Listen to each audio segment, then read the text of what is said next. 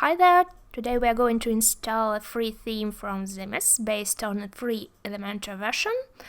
If you have downloaded this theme, you already have an archive on your personal computer, and what you have to do is to unzip it.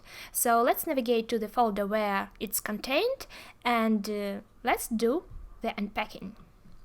Now that all the files are extracted, you can see that there are the folders that contain the theme, the plugins, and the uploads.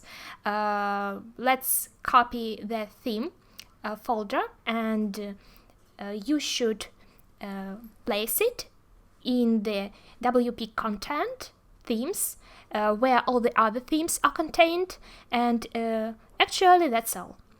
Now let's return to the folder where the other folders are contained that have the plugins and the uploads, and replace them eventually in the folders that should contain our plugins and the uploads in order for all the demo content to look as on the demo. Okay, we have done that. And now what we should do is to import the database, and before we do it, we need to replace the placeholder text that informs you that you should paste the address of your website by the actual address of your website.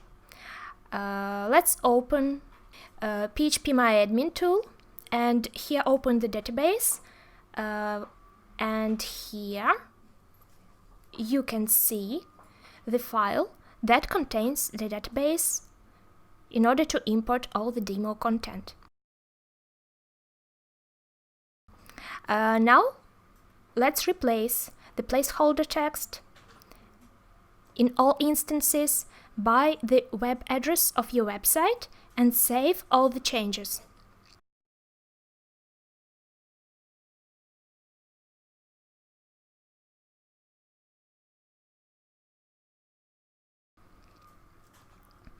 You can update your database and navigate to the front page of your website to see all the changes, to see the design you already got, and what you see is the demo content in place, powered by the free version of Elementor, and this is the way you can install any free theme by ZEMEZ, and it's pretty simple. Okay, thank you for watching, bye!